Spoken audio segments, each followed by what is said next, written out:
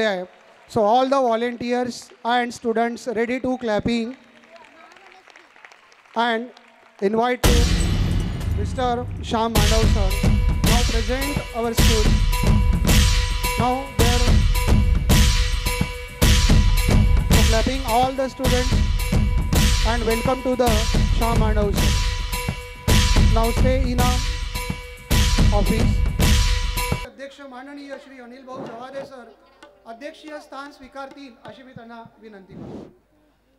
Next अशी त्यानंतर दुसरे प्रमुख अतिथी म्हणून प्रशांत भाऊ जवादे आपले स्थान स्वीकारतील अशी मी त्यांना विनंती करतो. यानंतर श्री आपले स्थान स्वीकारतील अशी मी त्यांना विनंती करतो.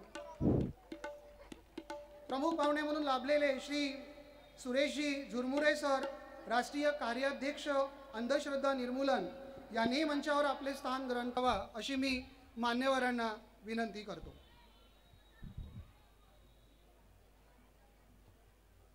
सरांचा उचित सत्कार मंचावर होत आहे.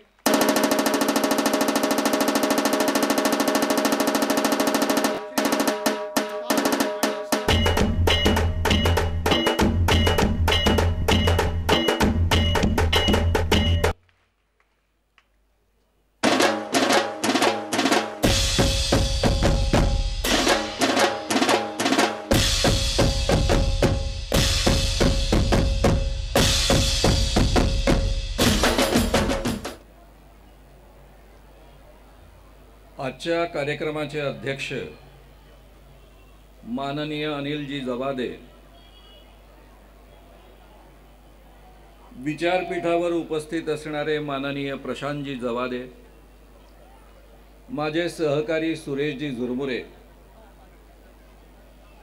या ठिकाणी उपस्थित असणाऱ्या सगळ्या स्त्री पुरुष नागरिकांनो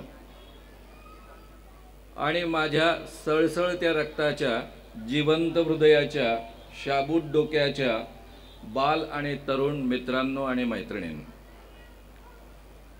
वैज्ञानिक दृष्टिकोन आणि देशापुढील सद्यस्थिती, देशापुढील आव्हाने या विषयावर मी तुमच्या पुढ्यामध्ये बोलणार आहे. माझी थोडी अडचण अशी आहे की माझ्यासमोर जे लोक आहेत त्यामध्ये लहान मुलं पण आहेत, मोठी माणसं पण आहेत. विषय मोठ्या माणसांच्या योग्यतेचा आहे आणि मला लहान मुलांना पण ॲड्रेस करायचा आहे, त्यामुळे खऱ्या अर्थानं माझी कसरत आहे. तर मी एवढंच विनंती करेन की लहान मुलांना जर बोर झालं, कारण मला मोठ्यांसोबत सुद्धा बोलायचं आहे, तर फक्त आवाज करायचा नाही.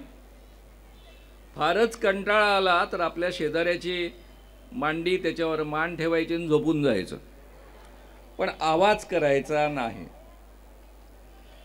मी हिंगणघाटमध्ये खूप वर्षानंतर येतो आहे. मला वाटतं 25 ते 30 वर्षानंतर मी हिंगणघाटमध्ये पहिल्यांदा आता येतो आहे पुन्हा. खूप वर्ष हिंगणघाटमध्ये आलो नाही म्हणूनच मी हे निमंत्रण स्वीकारलं. मित्रांनो, वैज्ञानिक दृष्टिकोन म्हणजे नेमकं काय? प्लीज आवाज करायचा नाही, पोरांनी बोलायचं नाही, एक दुसऱ्याला ढुश्शे मारायचे नाहीत. जर तुम्ही असा आवाज करायला लागला तर मला सांगावं लागेल शिक्षकांना की या अमुक मुलाला उचला आणि बाहेर घेऊन जा, या अमुक मुलीला उचला आणि बाहेर घेऊन जा, आणि मग तुम्हाला फार मोठा अपमान वाटेल. त्यामुळे आवाज करायचा नाही, एक दुसऱ्याला ढुश्शे मारायचे नाहीत. फार कंटाळा आला तर छानपैकी झोपून जायचं. झोपणं अलाउड आहे आणि शक्य असेल तर इथून निघून जायचं, ते पण अलाउड आहे. पण प्लीज मला शांतता द्या. तर मित्रांनो, आपल्या देशामध्ये वैज्ञानिक दृष्टिकोनाची काय गरज आहे? लहानपणापासून तुमच्या माझ्यावर काही संस्कार होतात. जरी आपल्या घरामध्ये वेगवेगळे विचार असले, डॉक्टर बाबासाहेब आंबेडकरांचे विचार घरात शिरत असले, तरी आजूबाजूच्या वातावरणामधनं सर्वसामान्य माणसांवर जे संस्कार होतात ते आपल्यावरही होतात. भारतीय परंपरेमधला एक संस्कार आहे की एखादा माणूस जर देवप्राप्ती करण्याचा प्रयत्न करत असेल तर त्याला सिद्धी प्राप्त होते, आणि ज्याला सिद्धी प्राप्त होते तो अनेक प्रकारचे चमत्कार करतो. आपल्या देशामध्ये एक अतिशय मोठे बाबा होते, त्यांचं नाव सत्यसाई बाबा. या सत्यसाई बाबांकडे मोठमोठे लोक जायचे. आपल्या देशाचे 2 पंतप्रधान त्यांच्या पायावर डोकं ठेवायला गेलेत. एकाचं नाव अटल बिहारी वाजपेयी, दुसऱ्यांचं नाव नरसिंह रावजी.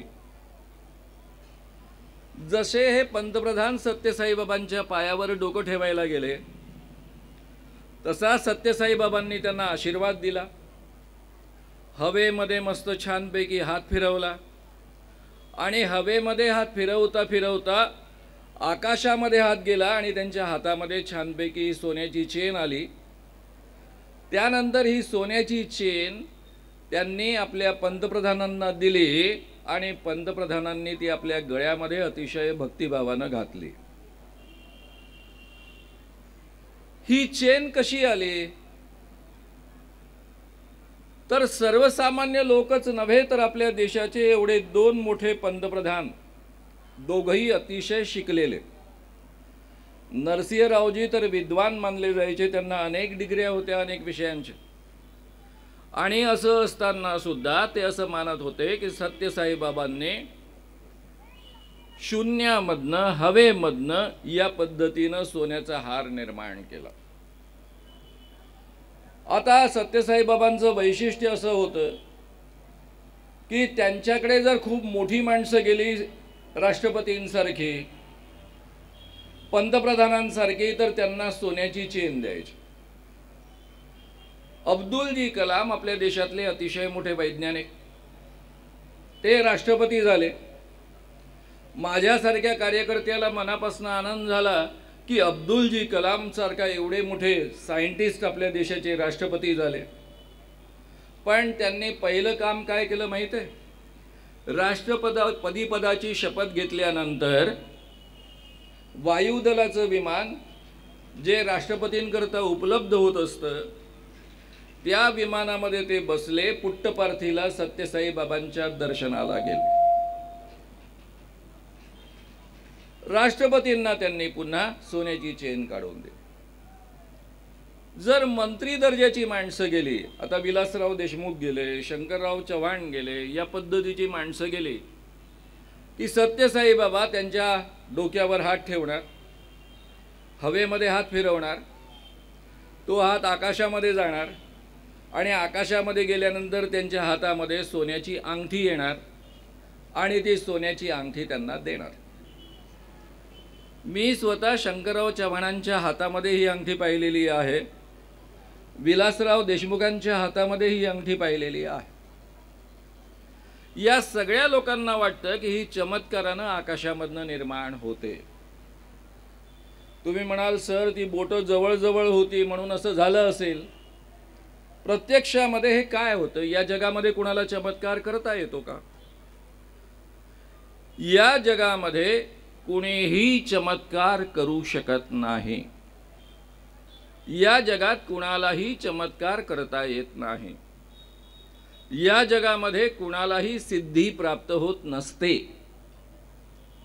ही आतापर्यंतची आपली जी मान्यता आहे की माणूस देवप्राप्ती करत असताना त्याने तपश्चर्या केली, भक्ती मार्ग वापरला, भजन कीर्तन केलं की त्याला सिद्धी प्राप्त होते, आणि ज्याला सिद्धी प्राप्त होते तो या पद्धतीनं चमत्कार करू शकतो, किंवा तो या पद्धतीनं खऱ्या अर्थानं लोकांचं भूत भविष्य वर्तमान सांगू शकतो, किंवा लोकांचे रोग दुरुस्त करू शकतो. हे धादांत सत्य आहे. असं या जगामध्ये काहीही घडत नाही. आता मुळामध्ये हे चमत्कार म्हणजे काय आहे? मी तुमच्या समोर सोन्याची चेन काढून दाखवली, हवेमध्ये हात फिरवला, माझा हात उलटा होता, हा हवेमध्ये हात फिरवला आणि आकाशामधनं मी सोन्याची चेन काढली. आकाशातनं आली का ती? नाही. आधीपासून माझ्या हातामध्ये बोटांमध्ये ती दडवून मी ठेवलेली होती. आता हात उलटा असल्यामुळे तुम्हाला दिसलं नाही. पण मागे जवादे साहेब बसलेले आहेत, त्यांना दिसलं असणार. बाबा लोक असं कोणालाही मागे बसू देत नाही. त्यांचे जवळचे कट्टर साथीदार असतात तेवढेच फक्त मागे बसू शकतात. आणि त्यामुळे हातामध्ये या पद्धतीनं चेन दडवून ठेवलेली आहे ते आपल्याला कळत नाही. आणि मग असं हवेमध्ये हात फिरवण्याचं, आकाशामध्ये हात नेण्याचं नाटक करून या पद्धतीनं ही चेन काढून दाखवता येते. आणि अशा पद्धतीनं हा चमत्काराचा आभास निर्माण करतायत. सेम थिंग अंगठीचा आहे.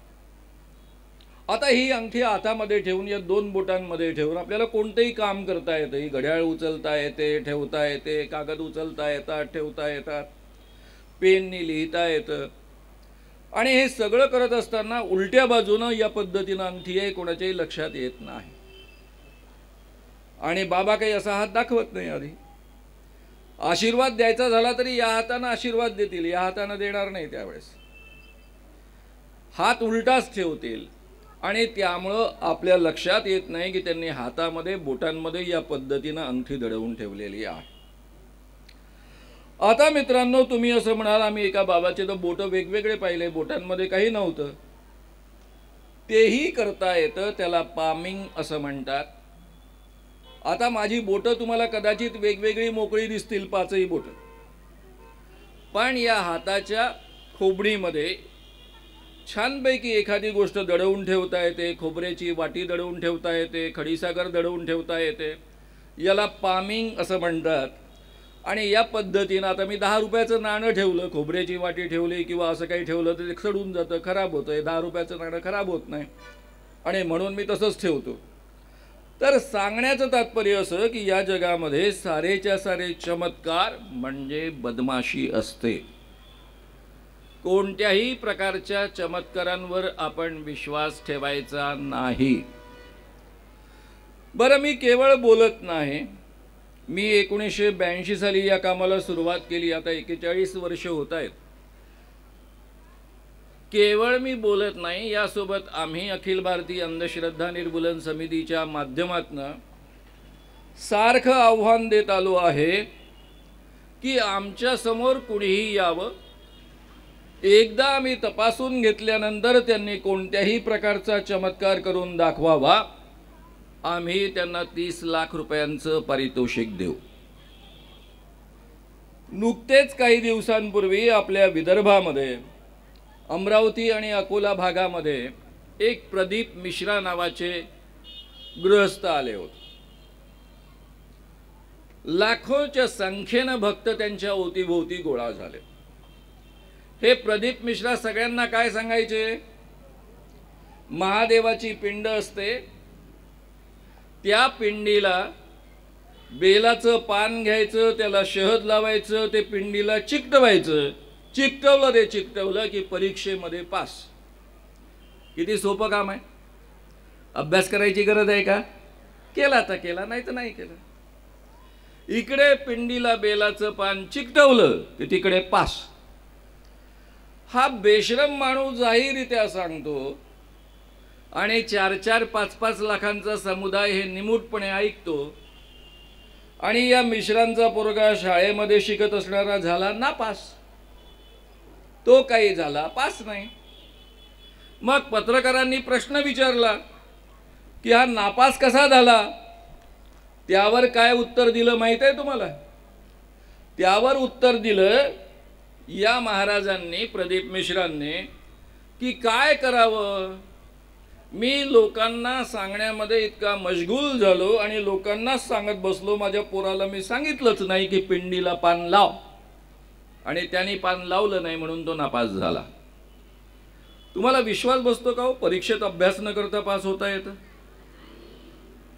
दादांत खोटा आहे. तो एक धीरेंद्र कृष्ण महाराज आपल्या देशामध्ये येऊन गेला, नागपुरात येऊन गेला. त्यावेळेस अनायसे मी नागपुरात होतो, इंडियन सायन्स काँग्रेस अटेंड करत होतो. त्याला आपण आव्हान दिलं, बाबा तुझा दावा आहे ना, तू तुझ्या दिव्य दरबारामध्ये दावा करतो ना की तुला दिव्य शक्ती आहे. कोणता भक्त आपल्या घरामध्ये काय करतो ते तुला आपोआप कळतं.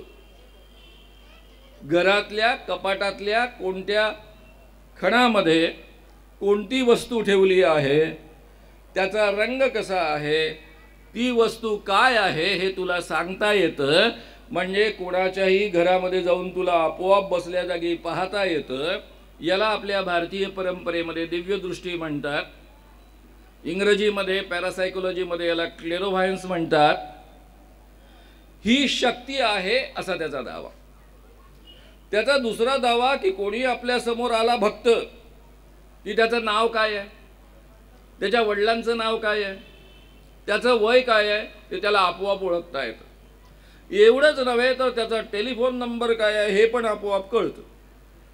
मग आपण काय केलं, त्याला जाहीररित्या आव्हान दिलं अखिल भारतीय अंधश्रद्धा निर्मूलन समितीतर्फे की आम्ही तुमच्या पुण्यामध्ये 10 लोक घेऊन येऊ. या 10 लोकांपैकी कोण काय असेल हे तुला आधी कळणार नाही याची आम्ही काळजी घेऊ. त्यानंतर ते समोर आल्यानंतर त्यांचं नाव, त्यांच्या वडिलांचं नाव, त्यांचं वय आणि त्यांचा टेलिफोन नंबर सांगायचा. 90% करेक्ट सांगितलं तरी तुला 30 लाख रुपयाचं पारितोषिक मिळेल. या माणसाने हे आव्हान स्वीकारलं नाही आणि हे आव्हान न स्वीकारता नागपूर सोडून 2 दिवस आधी पळून गेला. खरं म्हणजे हा महाराज सांगायचा की या जगामध्ये जादूटोणा असतो, अमुकानं करणी केली, तमुकानं जादूटोणा केला, त्यामुळं तुमची तब्येत बिघडली.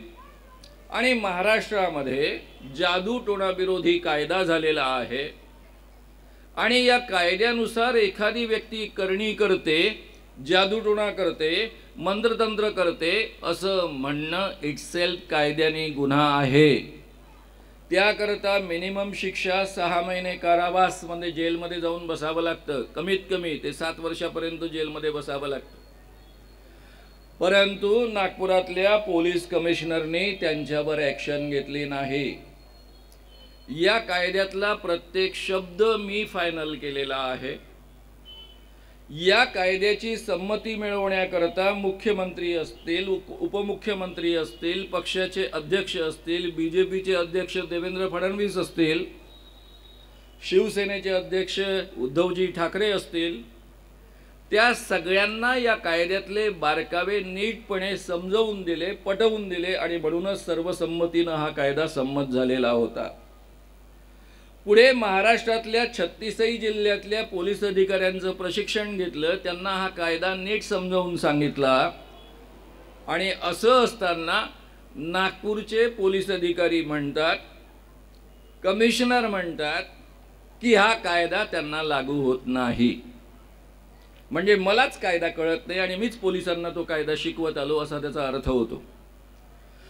जेव्हा सरकार बदलतं आणि सरकारच अख्खच्या अख्ख असल्या बाबांच्या पाठीशी उभं राहतं.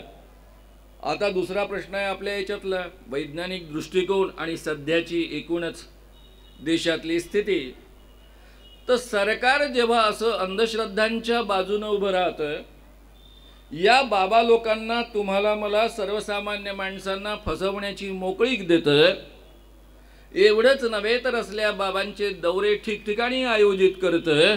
त्यावेळेस देशामध्ये अतिशय मोठ्या प्रमाणावर अंधश्रद्धांचं स्तोम माजतं. आता तुम्ही म्हणाल की सर अंधश्रद्धा असल्या तर बिघडतं काय? काय काय बिघडतं अंधश्रद्धांनी? या जगात भूत असतं का? नाही. पण भूत लागतं का? नाही. पण मला लागलेलं होतं. मी वर्ध्याला शिकलेलो आहे. वर्ध्याच्या शाळेमध्ये, स्वावलंबी शाळेमध्ये 10व्या वर्गामध्ये मी शिकत होतो. मला लागलं भूत. गावातल्या वैद्यांनी जाहीर केलं की मला भूत लागलं. म्हणजे वर्ध्याच्या वैद्यांनी जाहीर केलं मला भूत लागलं. त्यांना काही ते उतरवता आलं नाही. माझी वडिलांची शेती आहे यवतमाळ जिल्ह्यात. तिथल्या लाडखेड गावाच्या मांत्रिकाने माझं भूत काढलं आणि माझं भूत मांत्रिकाने काढलंय त्यामुळे माझा त्यावर इतका विश्वास बसला. पुढे मी जयप्रकाश नारायणांच्या संघटनेमध्ये काम करायला लागलो, देशभर हिंडायला लागलो, वेगवेगळ्या विषयांवर बोलायला लागलो. पण भूत हा विषय कोणी काढला की त्यांना मी ठणकावून सांगायचो मला भूत लागलं आणि ते मांत्रिकांनी काढलं. त्यावर कुणालाही उत्तर देता यायचं नाही. मग हे भूत नावाचं प्रकरण काय असतं? मध्ये तुम्ही आवाज करायला लागलात. मी खरं म्हणजे तुम्हाला रुचेल पचेल या पद्धतीनं बोलतोय. मी ज्या विषयाची तयारी करून आलो तो विषय मी बोलतच नाहीये, कारण तो बोललो तर तुमचं काय होईल सांगता येत नाहीये. त्यामुळे प्लीज लक्ष द्या. या जगामध्ये लहानपणापासून भूताची कल्पना तुमच्या माझ्या डोक्यामध्ये टाकली जाते, घातली जाते. माणूस मेल्यानंतर त्याचा आत्मा बाहेर जातो. जर त्या माणसाच्या काही इच्छा अतृप्त राहिल्या असतील तर तो आत्मा भूत बनतो. एखाद्या झाडावर जाऊन बसून राहत, वडाच्या झाडावर, पिंपळाच्या झाडावर, एखाद्या पडक्या विहिरीमध्ये. आणि आपण जर त्या झाडाच्या खालून खास करून अमावस्येच्या रात्री वगैरे जात असू तर ते भूत झपाटतं. या पद्धतीची कल्पना तुमच्या माझ्या डोक्यात लहानपणापासून घातली जाते. आता एकदा आपल्या डोक्यामध्ये जर ही कल्पना असेल की या जगामध्ये भूत असतं आणि मला ते झपाटू शकतं.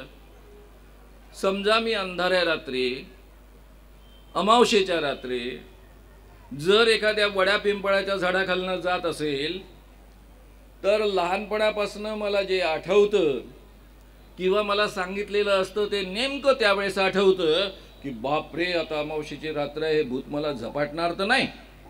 आणि त्यावेळेस जर काहीही कारणाने आपण घाबरलो, म्हणजे समजा त्या ठिकाणी एखादी म्हैस चरते, चरता चरता तिचा शिंगाचा भाग झाडाला लागला, ठक ठक असा आवाज आला, तरी आपण प्रचंड घाबरू शकतो. आणि घाबरलेल्या क्षणामध्ये आपल्या मनामध्ये जो विचार येतो तो आपल्या मनाचा ताबा घेतो. याला इंग्रजी भाषेमध्ये म्हणतात सजेशन स्वीकारणं. मला भूत लागलं असं सजेशन आपण स्वीकारतो आणि त्यानंतर खरोखर आपल्याला भूत लागल्यासारखं वाटू शकतं. लहानपणापासून जे जे आपल्याला भूत लागल्यानंतर कळतं, माहीत असतं, ऐकलेलं असतं की भूत लागलं की अंगामध्ये प्रचंड ताकद येते, किती माणसांनी आपल्याला पकडलं तरीही पण आपण आवरत नाही. दुसऱ्या भाषेमध्ये आपण बोलतो. जर मुस्लिम बाईचं भूत लागलं ना आपण पुरुष असू तरी बाईच्या आवाजामध्ये आणि उर्दूमध्ये बोलतो, तर त्याच पद्धतीनं आपण वागायला लागतो. याला म्हणतात प्री कंडिशन सजेशन्स. म्हणजे लहानपणापासून आपल्या मनामध्ये जे काही सजेशन सूचना बसलेल्या आहेत त्या अंमलात येतात आणि त्या पद्धतीनं माणसं वागायला लागतात. हा एक केवळ मानसिक परिणाम आहे. या जगामध्ये आत्मा नसतो, तो तुम्हाला मला झपाटत नाही, तो तुमच्या माझ्या शरीरामध्ये शिरू शकत नाही. त्यामुळे या जगात तुम्हाला मला कोणालाही भूत लागू शकत नाही. मला जे 10व्या वर्गात भूत लागलं होतं ती केवळ माझी मानसिक समजूत होती. माझ्या मनात माझ्या संस्कारांमधनं अंधश्रद्धा आलेल्या होत्या आणि म्हणून मला भूत लागल्यासारखं वाटत होतं. मांत्रिकाने ते भूत काढण्याचं जे काही केलं त्यामुळे माझा विश्वास होता की मांत्रिक भूत काढू शकतो, म्हणून त्याने ते काढलं असं मला वाटलं. यानंतर या जगामध्ये तुम्ही भूताला घाबरणार का? मग भूत दिसलं तर काय करणार? त्याला पकडायचं. तुमच्या लक्षात येईल काही सापडतच नाही, कारण भूतच नाही तर तुम्हाला पकडता कसं येईल? पण पळून जायचं नाही. जर तुम्हाला असं वाटलं की या ठिकाणी भूत आहे, थांबायचं, हिमतीने जवळ जायचं, त्याला पाहायचं. ते भूत नाही हे तुमच्या लक्षात येईल आणि समजा असलं तर त्याला पकडायचं, पकडून माझ्याकडे घेऊन यायचं, मला दाखवायचं, 30 लाख रुपयाचं पारितोषिक घेऊन जायचं. या जगात भूत नसतं. कोणी म्हणेल असं भूत दाखवता येत नाही पण लावता येतं, तर आपलं आव्हानच आहे. आपण म्हणतो आमच्यापैकी कोणत्याही कार्यकर्त्याला तुम्ही भूत लावून दाखवा आणि सरळ सरळ 30 लाख रुपयाचं पारितोषिक घेऊन जा. आजपर्यंत कुणालाही या जगामध्ये भूत लावता आलेलं नाही. आता मित्रांनो, रस्त्यानं तुम्ही जाताना जर रस्त्यामध्ये पिवळं फडकं 7 गाठी बांधलेलं पडलेलं असेल तर तुम्ही काय करता? रस्त्यामध्ये दहीभात मंत्रवून कोणी टाकलेला असेल तर तुम्ही काय करता? निंबू मंत्रवून टाकलेले असतील तर तुम्ही काय करता? सरळ जाता का? वाकडी वाकडी वाट करताना असे गोल फिरवून जाता. कारण काय? जर आपण ते ओलांडलं तर आपली तब्येत बिघडते असं तुम्हाला वाटतं. कारण लहानपणापासून आपल्याला तसंच सांगितलेलं असतं. या जगामध्ये मंत्र तंत्र तुमचं माझं काहीच बिघडवू शकत नाही. कुणालाही मंत्र म्हणता येत नाहीत. म्हणजे मंत्र म्हणता येतात पण त्याचा काही परिणाम होत नाही. आता माझ्या समोर तर अनेक लोक तासनतास मंत्र टाकत बसलेले आहेत. एक मोठा कार्यक्रम होता जामनेरला, 3 दिवसाची व्याख्यानमाला होती. एक लटाऱ्या म्हणजे लांब लांब केस असणारा बाबा आला आणि तो म्हणायला लागला की मी तुमचा आवाज बंद करून दाखवतो. बरं, नाजूक परिस्थिती अशी होती की त्या गावामध्ये पहिले स्त्रिया कधीही कार्यक्रमाला येत नसत. कारण मुळामध्ये लता मंगेशकरांचा एक कार्यक्रम काही 10-1 वर्षांपूर्वी झाला होता. म्हणजे माझा कार्यक्रम होता त्याच्या 10 वर्ष आधी. आणि त्यावेळेस त्या कार्यक्रमांमध्ये स्त्रियांवर बलात्कार झाले होते आणि त्यामुळे स्त्रिया कधीही बाहेरच्या कार्यक्रमाला जामनेरमध्ये येत नसत. पहिल्या दिवसापासून आम्ही आवाहन केलं, त्यामुळे 3ऱ्या दिवशी जवळपास 4-5 हजार तरी स्त्रिया असतील, 4-5 हजार पुरुष असतील. याचं आयोजन केलं होतं व्यायामशाळेच्या पोरांनी. आणि हा बाबा समोर बसला आणि म्हणायला लागला की मी तुमचं घसा बसवून दाखवतो. आणि तो माझ्या समोर बसलेला आहे. समोर 8-10 हजार लोक आहे. मला अतिशय पेनड्रॉप सायलेन्स लागतं. गडबड केलेली, आवाज केलेलं, हललेलं, डुश्या मारलेलं चालत नाही. आणि त्यावेळेस हा बाबा बसलेला आहे, मंत्र टाकतोय, जोरजोऱ्याने आपली माळ फिरवतोय आणि दर 2-3 मिनिटानंतर फुस असा आवाज काढतो. आजूबाजूचे सगळे लोक त्याच्याकडे पाहायचे. त्याने मला सांगितलं होतं की पहिल्या 15 मिनिटात तुमचा आवाज मी बसवून दाखवतो मंत्राने. मी त्याला म्हटलं 15 मिनिटं सोड, तुला अर्धा तास देतो. अर्धा तास झाला तरी माझा काही आवाज बसला नाही. मी तर बोलतच होतो. आता बोलणं जरा कॉन्सन्ट्रेशन होत नव्हतं, गडबड असल्यामुळं सारखं लक्ष इकडे तिकडे जात होतं. जसा अर्धा तास झाला तसा मी म्हणालो आता गप्प बस. माझ्यासमोर घड्याळ असते, आजही माझ्यासमोर घड्याळ आहे. मी किती वाजता भाषण सुरू केलं, मला कितीला संपवायचं हे नीट माझ्या लक्षात असतं. म्हटलं अर्धा तास झाला तुमचा, आता बंद झाला तुमचा मंत्र. माझा काही आवाज बसला नाही, आता गुपचूप बसा, माझं भाषण बाकीचं होऊ द्या. मला माहीत नव्हतं त्यांचं हे प्लॅनिंग आहे. एकदम ते अनेक कीर्तनकार असे उठून स्टेजवर आले. मी त्यांना स्टेजवर बसवलं. म्हटलं मारामारी मला नको आहे. स्त्रिया एवढ्या मोठ्या संख्येनं पहिल्यांदा बाहेर आलेले आहेत. आणि मग त्या बाबाला म्हटलं, तो म्हणाला हम भगवान आहे, हे सिद्ध कर बताते. म्हटलं मी भगवानाबद्दल बोलतच नाही, देवाबद्दल आणि धर्माबद्दल मी काही बोलतच नाही. त्यामुळे देवधर्म या विषयावर तू काही व्याख्यान इथे देऊ नको. तुझ्यामध्ये दैवी शक्ती आहे की नाही हे सिद्ध कर. तू म्हणतो ना तू बाबा आहे, तुझ्यामध्ये शक्ती आहे तर सिद्ध कर. मंत्र टाकले, माझं तर काही बिघडलं नाही, आवाज तर काही बसला नाही. मग त्याला काही सुचेना. मग तो म्हणाला ठीक है मैं एक चमत्कार कर बताता हूँ. बोले क्या चमत्कार करेगा? बोले मैं अपने बालों से अपने आप को ये पेड़ को टंगा लेता हूँ. आता त्याचे लांब लांब स्त्रियांसारखे केस होते. लोक टाळ्या वाजवायला लागले, 10,000 लोक. अरे वा, बाबा केवढा चमत्कार करून राहिला. मी काय म्हणालो, लोकांना आधी समजावून सांगितलं. म्हटलं पहा बाबा किती हुशार आहे. त्याला लांब लांब केस आहे तर तो म्हणतोय की मी झाडाला स्वतःला टांगून घेईल, केस झाडाला बांधेन आणि त्याला लटकेन. आता हा चमत्कार आहे का? हा काही चमत्कार नाही. ज्वारीचा दांडा तुम्ही पाहिलेला आहे. एक ज्वारीचा दांडा घेतला तटकन तुटतो. पण 50-100 दांडे एकत्र बांधले, ज्याला आपण पेंडी म्हणतो, मोठमोठ्या पहिलवानानं ती पेंडी तुटत नाही. तसंच आपल्या केसांचा एक केस कटकन ओढला तर निघून येतो. पण आपल्या डोक्यावर हजारो केस असतात.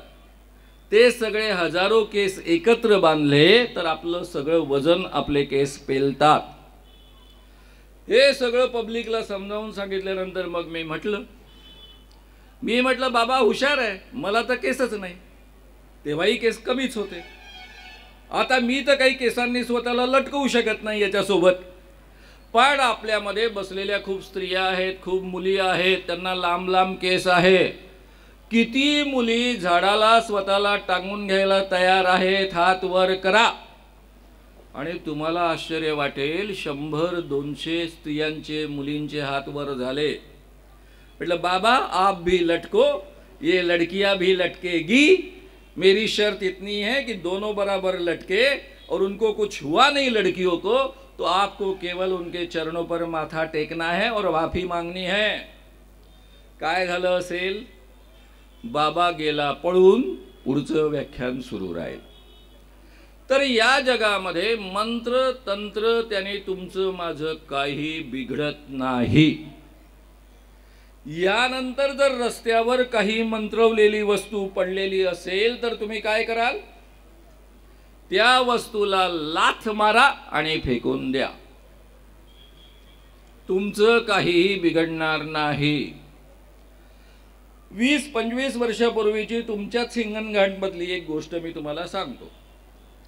आपल्या इथल्या एका कॉलेजच्या व्याख्यानाकरता मी आलो होतो. माझा त्यावेळेस 2 दिवस हिंगणघाटमध्ये मुक्काम होता. माझ्याकडे हिंगणघाटमधली एक केस आली. 2 गटांमध्ये मारामारी झाली आणि ज्यांना मारहाण झाली होती ते लोक माझ्याकडे आले. हे म्हणतात की मी जादूटोणा केला, करणी केली म्हणून या लोकांनी मला येऊन मारलं, असं ती बाई सांगत होती. त्या बाईला मी विचारलं तुला मारलं कोणी? तर अमुक अमुक घरातल्या लोकांनी मारलं असं सांगितलं. मी त्यांना पकडलं आणि त्यांना जाऊन विचारलं. ते म्हणे आम्हाला देवीने सांगितलं. आम्ही देवीकडे गेलो. देवी अंगात येणारी, एका बाईच्या अंगामध्ये देवी येत होती आपल्या हिंगणघाटमध्ये. काही स्त्रिया तिच्याकडे गेल्या. एका स्त्रीच्या मुलीची तब्येत ठीक नव्हती. ती विचारायला लागली माझ्या मुलीची तब्येत ठीक नाही. जिच्या अंगामध्ये आलं ती अंगामध्ये आणत आणत म्हणायला लागले, हे पहा तुझ्या घराच्या उत्तरेच्या दिशेनं लाल पातळवाली बाई आहे, तिनं करणी केली त्यामुळे तुझ्या पोरीची तब्येत बिघडली. हे ऐकल्यानंतर ही बाई घरी परत आली. हिने आपल्या नवऱ्याला सांगितलं. नवऱ्याने आजूबाजूचे सगळे लोक गोळा केले आणि आपल्या घराची उत्तरेची दिशा कोणती आहे ते पाहायला सुरुवात केली. आणि उत्तरेच्या दिशेनं जे लोक बसलेले होते, जे घरामध्ये लोक आहेत किंवा घराच्या बाहेर बसलेले आहेत, घराच्या आतमध्ये त्यांना पाहायला सुरुवात केली. एका बाईनं त्या दिवशी लाल पातळ घातलं होतं. देवीनं सांगितलं की लाल पातळ घातलेल्या बाईनं या पद्धतीनं करणी केलेली आहे, त्यामुळे अख्ख्या आजूबाजूच्या लोकांनी त्या लाल पातळवाल्या बाईला बदड बदड बदड बदड बदडलं. असं घडलेलं आपल्या हिंगणघाटात होतं. आता अंगात कोणाच्या देव येतो का? जसं भूत अंगात येत नाही तसा देवही कोणाच्या अंगामध्ये येत नाही. अंगात देव येणं ही सुद्धा एक प्रकारचं ढोंग आहे आणि अंधश्रद्धा आहे. त्यामुळे या जगामध्ये जर कोणी अंगामध्ये देव आणत असेल, देवी आणत असेल, देव किंवा देवी अंगात आल्याचं नाटक करत असेल तर त्याच्यावर विश्वास ठेवायचा नाही.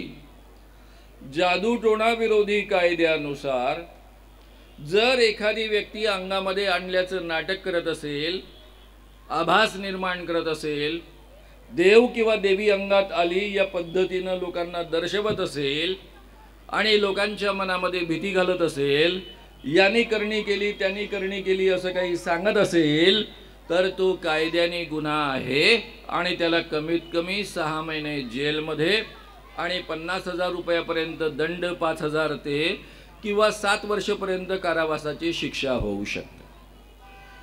आता मित्रांनो, करणी केली असं आपण जे म्हणतो, या जगामध्ये कुणीही कुणाला करणी करू शकत नाही, जादूटोणा करू शकत नाही. कुणीही करणी केली, कुणी जादूटोणा केली असं जर कोणी म्हणत असेल तर तोही कायद्याने गुन्हा आहे. आता जादूटोणा विरोधी कायद्यामधले सगळ्या बारीक सारीक गोष्टी मी तुम्हाला समजावून सांगतो आहे. या जादूटोणा विरोधी कायद्यामधलं पहिलं कलम आहे ते चमत्काराविषयी. या जगात कुणीही चमत्कार करू शकत नाही. कुणी जर चमत्कार करण्याचा आभास निर्माण करत असून कोणाला फसवत असेल तर तो कायद्याने गुन्हा आहे. कोणी तंत्रमंत्र करण्याचा आभास निर्माण करत असेल आणि त्यामुळे आपल्या मनामध्ये भीती निर्माण करत असेल तर तोही कायद्याने गुन्हा आहे. या जगामध्ये कोणाच्याही अंगात देव येत नसतो, देवी येत नसते. हे सगळंच्या सगळं मुळामध्ये ढोंग आहे. त्यामुळे कोणी देवी अंगात आणून जर तुम्हाला फसवण्याचा प्रयत्न करत असेल तर तोही कायद्याने गुन्हा आहे. आता साप चावला तर आपण काय करतो? काय करतो साप चावल्यावर? सांगा बरं, तुम्हाला माहिती असेल. साप चावल्यावर काय करतो? ऐकून आलं मला जोऱ्याने. डॉक्टरकडे जातो, बरोबर? हा, अगदी बरोबर. साप चावला, कोणता साप चावला हे आपल्याला माहित नाही. आपण डॉक्टरकडे जातो, डॉक्टरला कळतं कोणता साप चावला. आपल्या महाराष्ट्रामध्ये जे साप आहेत त्यापैकी 95% साप बिनविषारी आहेत. बिनविषारी साप चावला तर आपलं काहीच बिघडत नाही. चावला चावला, त्यांनी आगही होत नाही, फारसा त्रासही होत नाही, फक्त चावल्याची खूण दिसते. विषारी साप 4 प्रकारचे आहेत: फुरस, मण्यार, नाग आणि घोणस. हे साप चावले, खरं म्हणजे ते ओळखता येतो साप जर अख्खा चावला असेल नीटपणे तर. त्याला एक गोल राऊंड अशी खोल वर्तुळ पडलेलं असतं, पण ते तज्ज्ञ माणसांना ओळखता येतं. आपण ओळखूच शकू याची गॅरंटी नसते, म्हणून डॉक्टरांकडे जायचं. डॉक्टरांना कळतं विषारी साप चावलेला आहे तर ते आपल्याला अँटीव्हेनमचं इंजेक्शन देतात. आणि जर बिनविषारी साप चावला असेल तर ते म्हणतात काही झालं नाही, जा तसेच ग्लुकोजचं पाणी घ्या आणि छानपैकी आराम करा, बाकी काही नाही झालं. पण आपल्या देशात मात्र मांत्रिकाकडे लोक घेऊन जातात. मी तुम्हाला महाराष्ट्रातली एक केस सांगेन, जरा लक्षपूर्वक ऐका, म्हणजे आपल्या अंधश्रद्धांपायी आपले जीव कसे जातात हे तुमच्या लक्षात येईल. जळगाव जिल्ह्यातलं चोपडा गाव, त्याच्याजवळ 10 किलोमीटर अंतरावर होळनांथा नावाचं गाव. एक MBBS ला शिकत असणारा पोरगा, त्याला साप चावला. त्याचे वडील पोस्ट ग्रॅज्युएट डॉक्टर त्याच गावामध्ये प्रॅक्टिस करणारे, पण आई मात्र अतिशय पराकोटीची अंधश्रद्ध. आई पण शिकलेली, व्यवस्थित शिकलेली. आता मोठ्या डॉक्टरांची बायको काही अशिक्षित तर नसणारच. साप चावल्याबरोबर तिने आपल्या बाबांकडे त्या मुलाला घेऊन गेली. बाबा मंत्र टाकायला लागले. तिथल्याच होळनांथ्यामधल्या मंदिरामध्ये घेऊन आले. डॉक्टरांना जसं कळलं तसे डॉक्टर धावत पळत आले. गावात जे काही 5-7 डॉक्टर होते ते सगळे गोळा झाले. ते सांगायला लागले की जवळच्याच चोपडा गावामध्ये अँटीव्हेनमचं इंजेक्शन उपलब्ध आहे, 10 किलोमीटर अंतरावर आहे. जायला जास्तीत जास्त रोड चांगला असल्यामुळे 7-8 मिनिटं लागतील.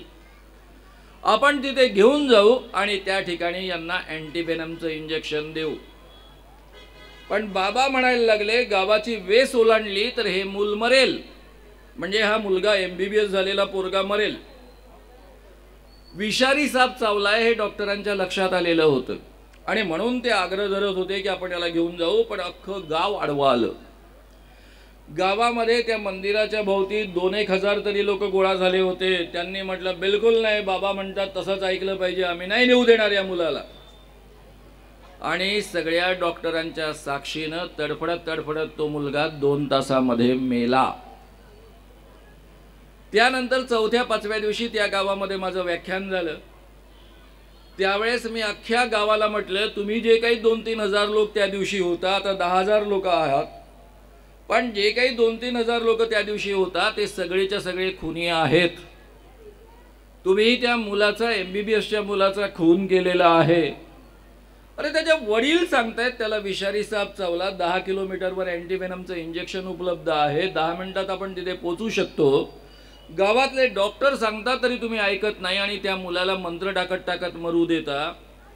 त्यामुळे मित्रांनो, साप चावला असेल तर डॉक्टरांकडे घेऊन जायचं, अँटीव्हेनमचं इंजेक्शन गरज असेल तर द्यायचं. कुत्रा चावला तर काय करायचं? डॉक्टरांकडे जायचं आणि अँटी रेबीजची इंजेक्शनं घ्यायची.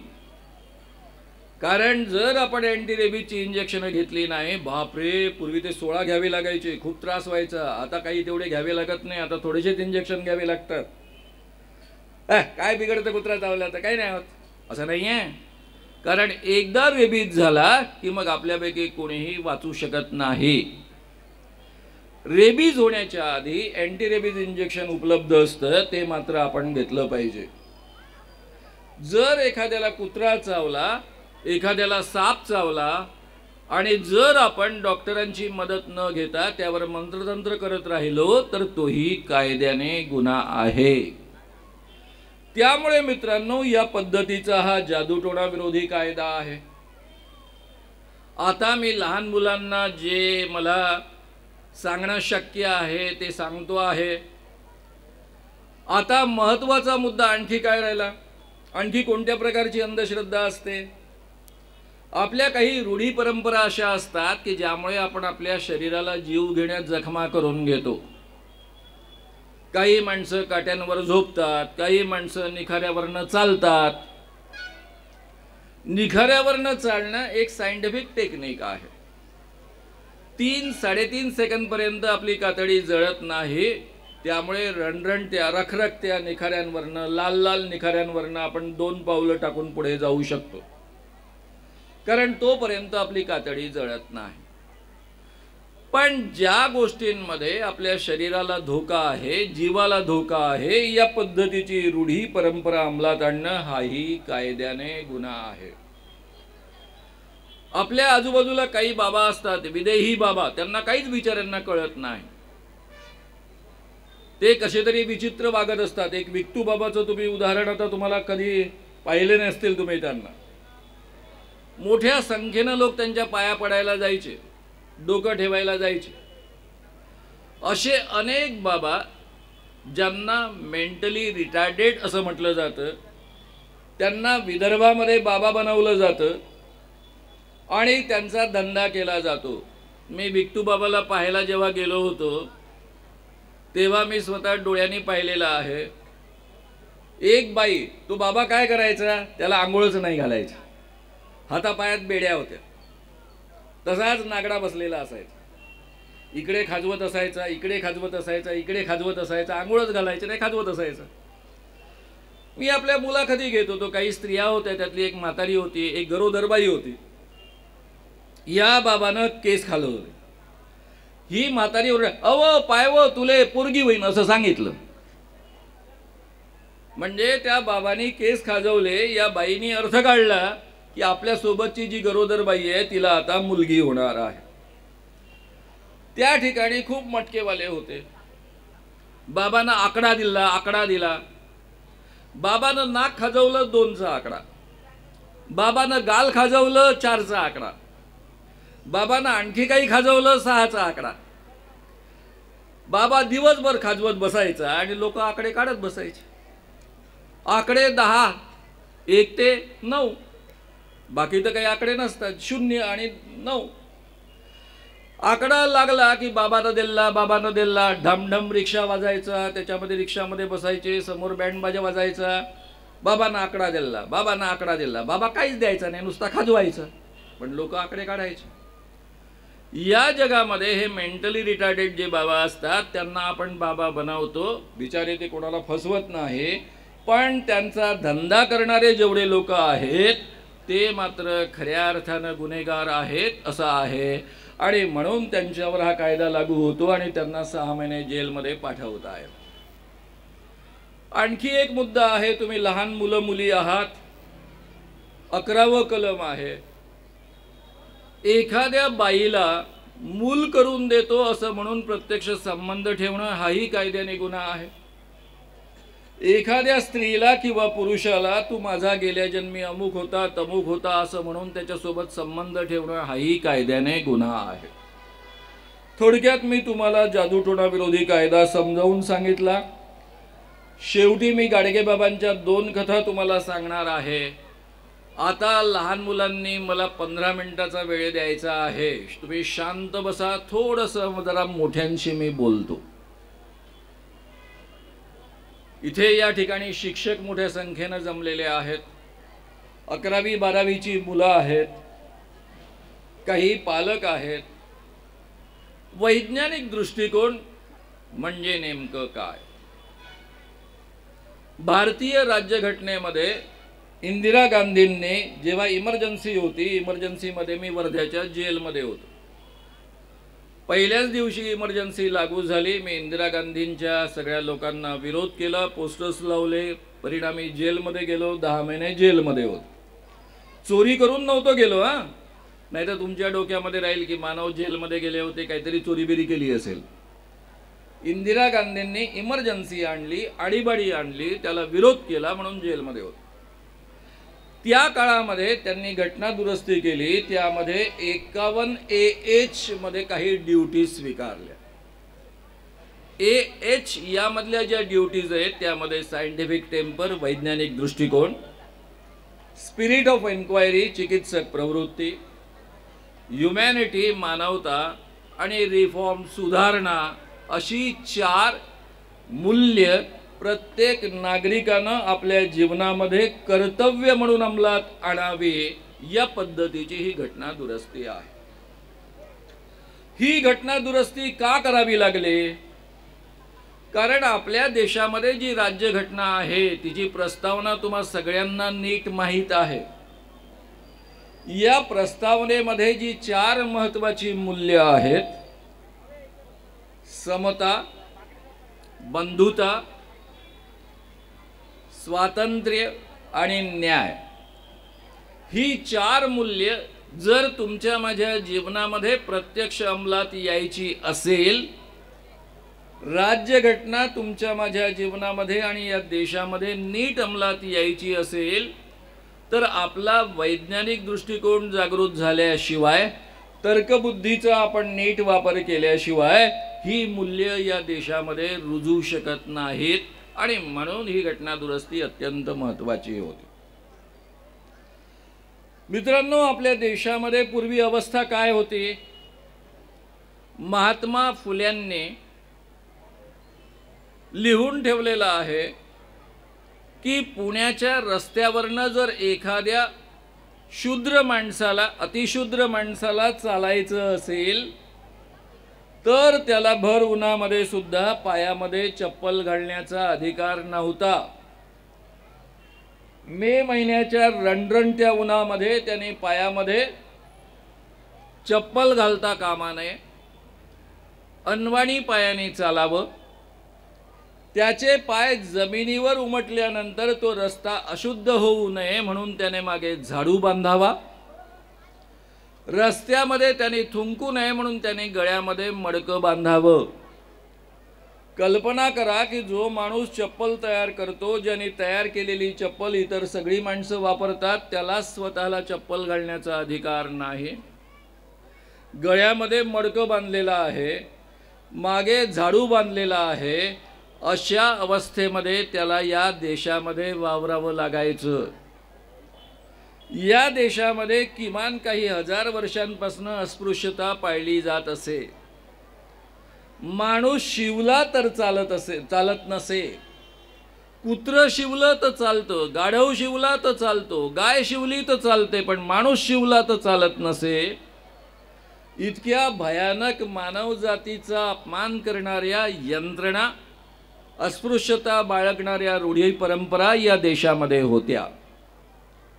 या देशामध्ये अशी मान्यता होती, वेदांमधल्या ऋग्वेदातल्या पुरुष सूक्तात म्हटलेलं आहे की ब्राह्मण ब्रह्म्याच्या मुखातनं निर्माण झालेत, क्षत्रिय बाहूंमधनं निर्माण झालेत, मांड्यांमधनं वैश्य निर्माण झालेत आणि पायांमधनं शूद्र निर्माण झालेत। या देशामध्ये शूद्रांची संख्या नेहमी 70% अधिक राहिलेली आहे। या कलियुगामध्ये दोनच वर्ण असतात, एक ब्राह्मण आणि दुसरा शूद्र।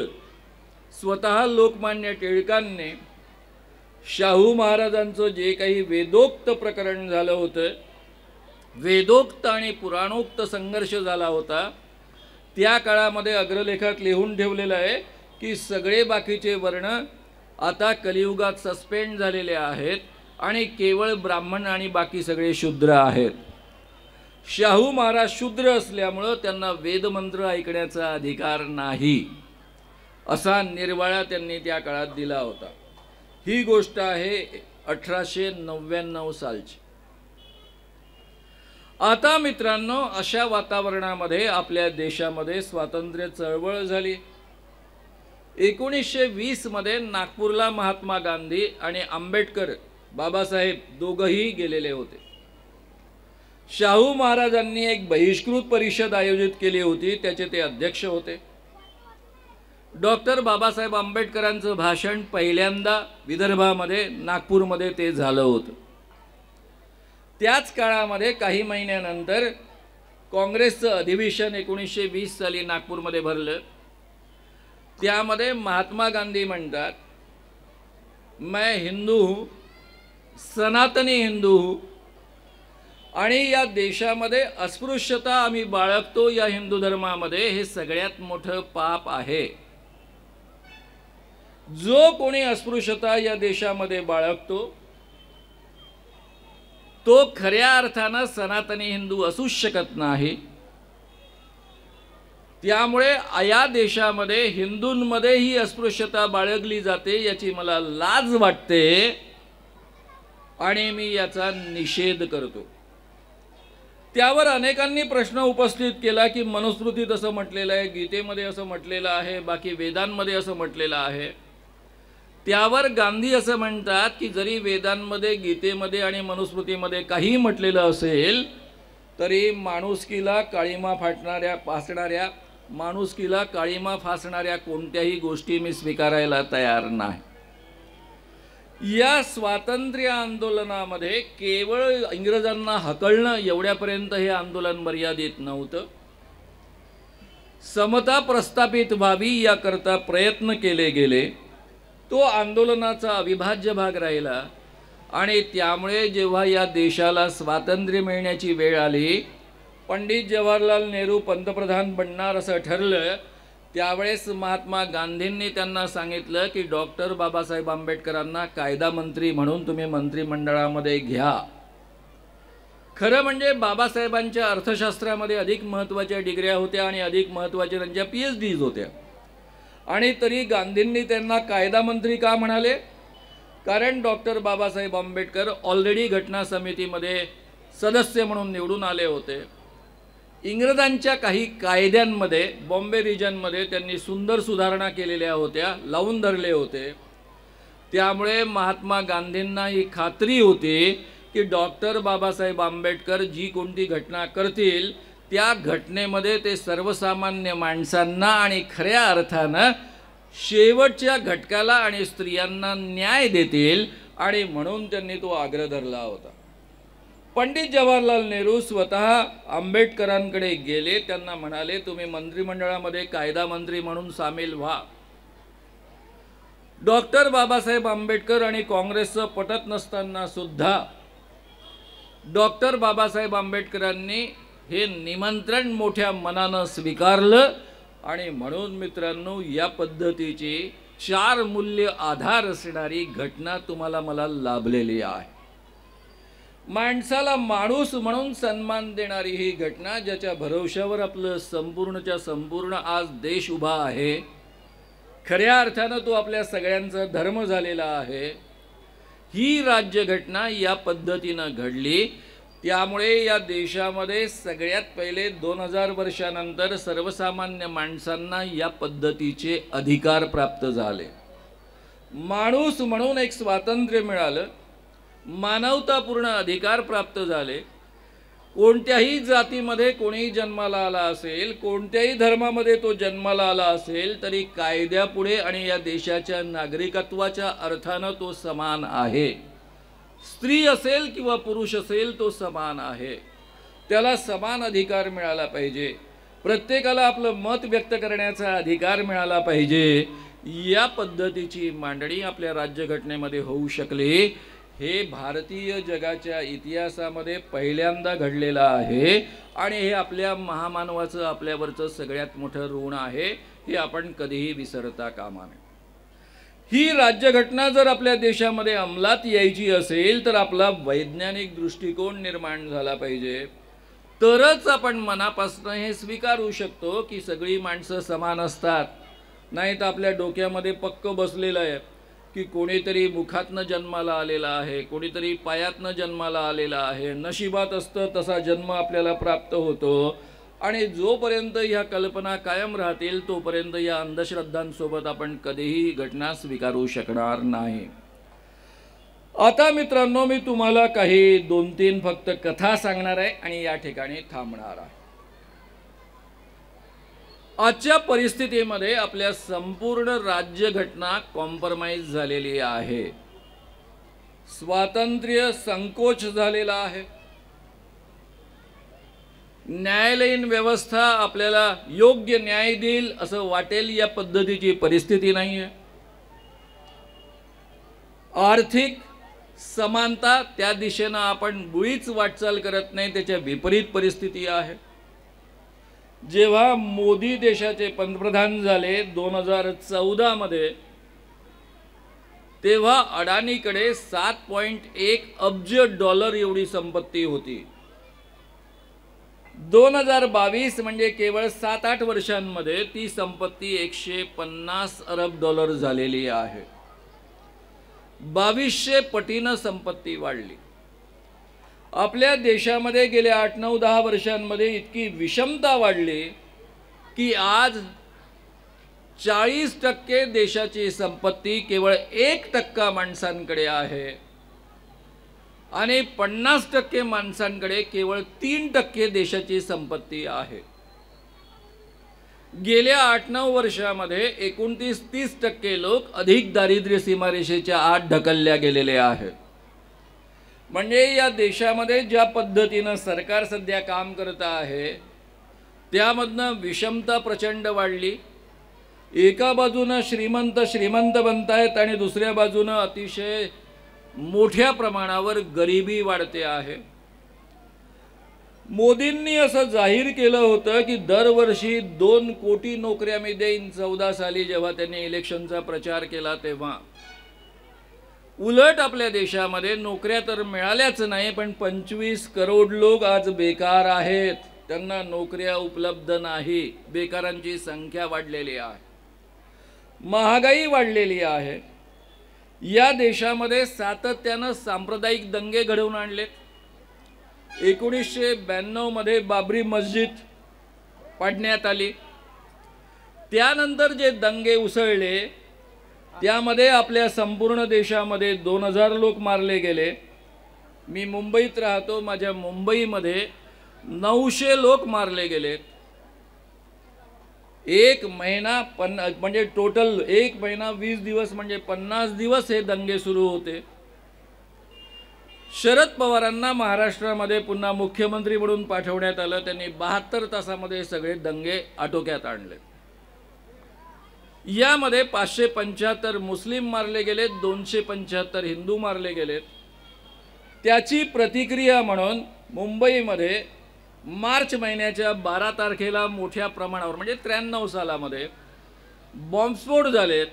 या बॉम्बस्फोटामध्ये सुद्धा मोठ्या प्रमाणावर लोक मारले गेलेत. 257 लोक मारले गेलेत आणि जवळपास 1400 लोक जखमी झालेत. त्याच्यानंतर 2002 मध्ये गुजरातमध्ये दंगे झाले. त्यामध्ये 2000 पेक्षा अधिक लोक मारले गेलेत. मुझफ्फरपूर यामध्ये 2013 मध्ये दंगे झालेत. त्यामध्ये लोक मारले गेलेत. आणि या लोकांच्या प्रेतांच्या ढिगाऱ्यावर बीजेपी भाजप या पक्षाचा सत्तेचा सोपान उंचावत गेला आणि ते राज्यावर आहेत. माणसांच्या प्रेतांच्या ढिगाऱ्यावर उभं राहिलेलं हे राज्य आहे, हे एका बाजूनं आपण समजून घेतलं पाहिजे.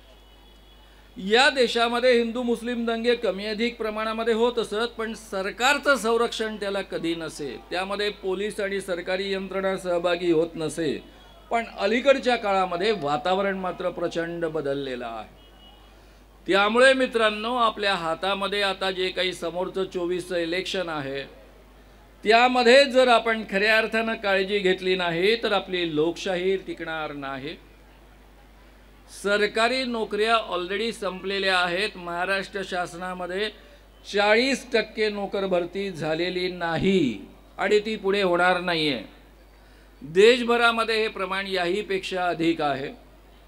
सरकारी नोकऱ्या संपणं याचा अर्थ डॉक्टर बाबासाहेबांच्या प्रेरणेनं सुरू झालेलं रिझर्वेशन संपणं आहे.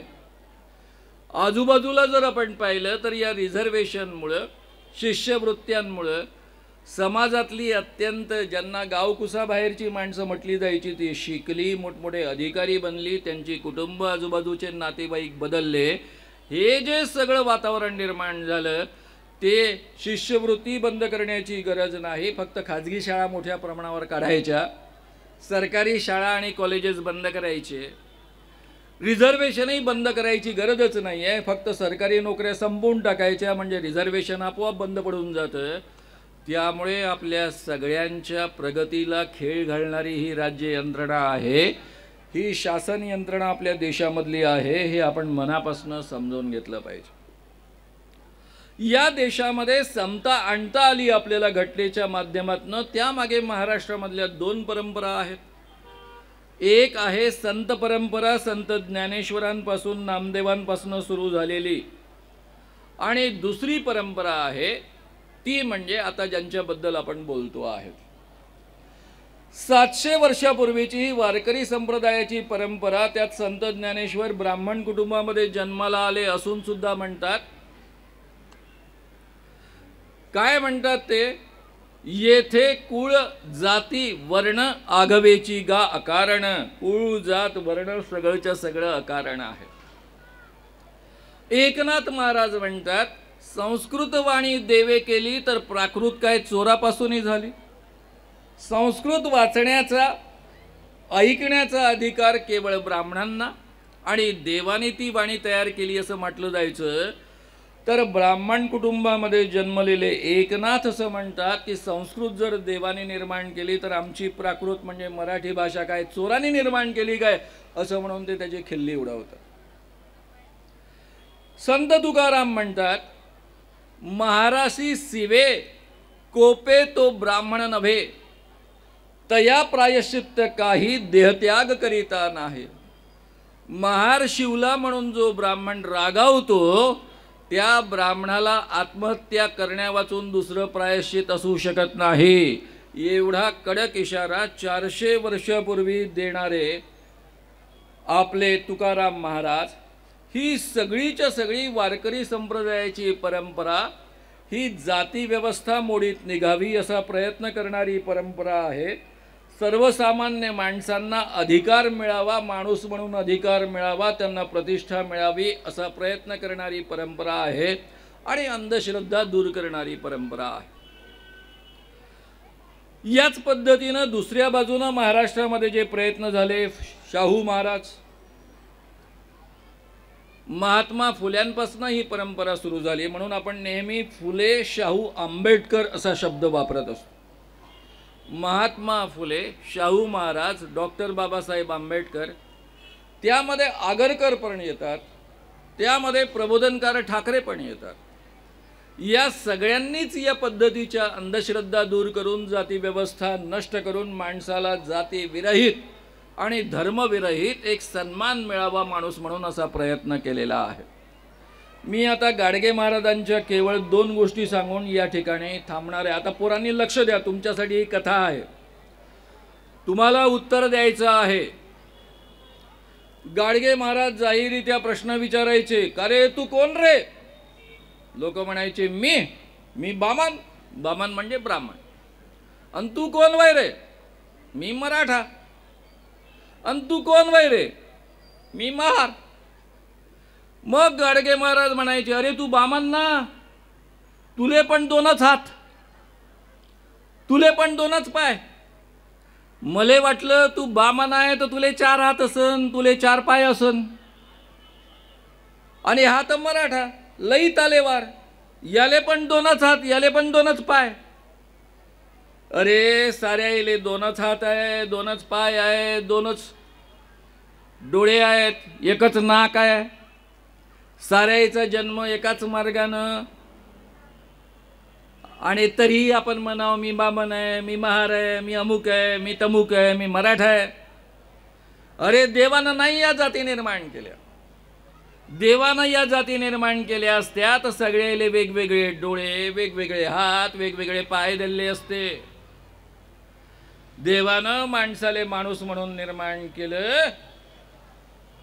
त्यामुळं आजपासनं तुम्हाला विचारलं तुम्ही कोण हाय तर काय म्हणान? म्हणान मी माणूस आहे, मी माणूस वय, मी माणूस वय. मित्रांनो, गाडगे महाराज एकही वर्ग शिकलेले नव्हते, अडाणी होते असं म्हणता येईल. तुम्ही शिकलेले आहात. यापुढे काय सांगाल? तुम्ही कोण आहात? मी माणूस आहे, मी मानव आहे. जात नावाची गोष्ट काही या जगामध्ये नसते, ती काल्पनिक गोष्ट आहे, त्याला कोणताही आधार नाही. गाडगे महाराज लोकांना प्रश्न विचारायचे, का रे तुम्ही देव मानता का नाही? लोक म्हणायचे, हो जी देव मानतो. देवाले तुम्ही निवद दाखवता का नाही? निवद म्हणजे नैवेद्य. ते म्हणायचे, हो जी निवद दाखवतो. मग निवद दाखवल्यावर काय करता? काय नाही, हातात काठी घेऊन बसतो.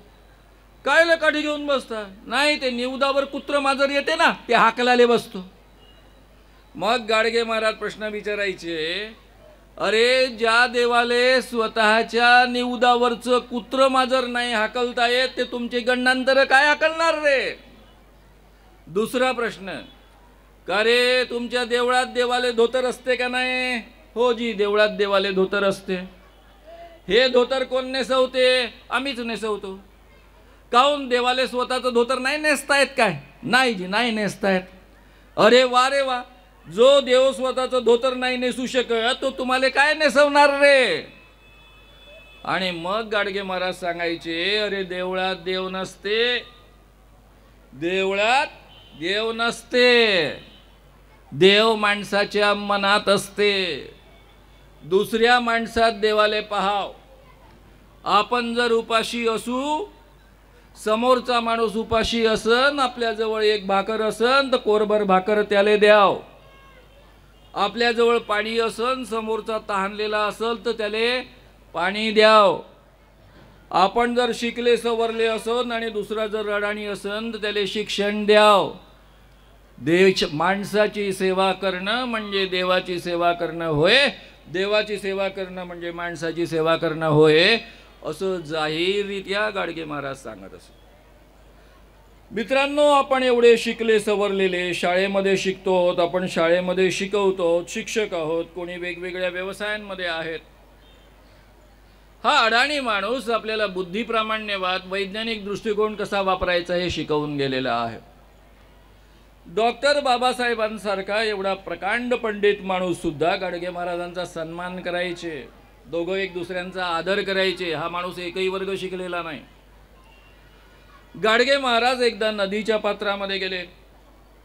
त्या ठिकाणी पिंडदानाचा कार्यक्रम सुरू होता. आता इकडे लक्ष द्या, मी तुम्हाला प्रश्न विचारणार आहे, मला उत्तर द्या. हे पिंडदान काय असतं तुम्हाला माहिती आहे का? हे पिंडदान नावाचं प्रकरण असं असतं की माणूस मेला की त्याच्या 13व्या दिवशी किंवा 10व्या दिवशी तो तृप्त व्हावा म्हणून त्याच्याकरता एक पिंड ठेवलेलं असतं. कारण तो गेलेला असतो कुठेतरी, त्याला तृप्ती मिळावी, त्याचं पोट भरावं, त्याचं समाधान व्हावं म्हणून असं एका द्रोणामध्ये पिंड ठेवतात. ही प्रथा आपल्याकडे आहे. गाडगे महाराज त्या ठिकाणी गेले. भटजीबुवा मंत्र म्हणत होते. गाडगे महाराजांचा वेश एखाद्या भिकाऱ्यासारखा. गाडगे महाराज म्हणतात, ओ भटजीबुवा इकडे लक्ष द्या, ओ भटजीबुवा, भटजीबुवा. भटजीबुवाने पाहिलं, काय रे काय म्हणतोय? काय नाही जी, हा भात खाऊ का, मला लई भूक लागली. ते पिंड भातच असतं. चिडले भटजी बुवा, हे हा भात नाही आहे, हे पिंड आहे. गाडगे महाराज म्हणतात, कायले ठेवलं जी इथं? अरे हे जे आहेत ना, ज्यांचा चमनगोटा केला होता, केस कापलेले होते, यांचे वडील वारलेत, ते स्वर्गात गेले, त्यांच्याकरता पिंड इथे ठेवलेला आहे. गाडगे महाराज काय म्हणतात पहा, अरे याईचे वडील तिकडं स्वर्गात, भात इथं, त्याले काय उपयोग? मी खातो ना जी भात.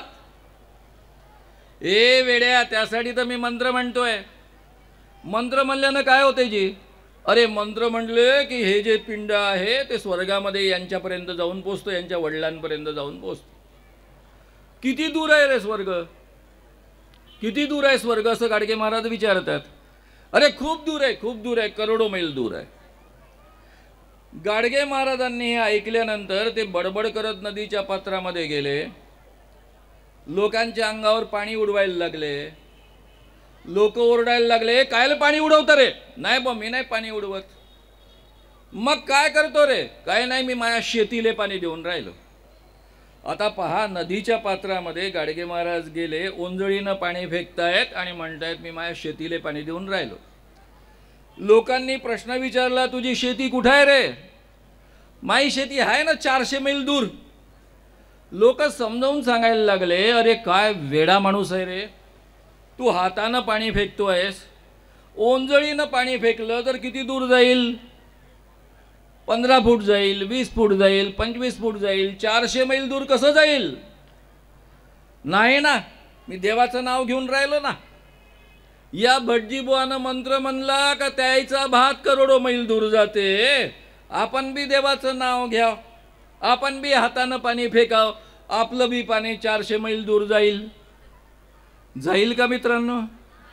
नाही. हे सर्वसामान्य माणसांनाही कळलं आणि मग त्यांनी नीट समजावून सांगितलं की असं काही घडत नाही.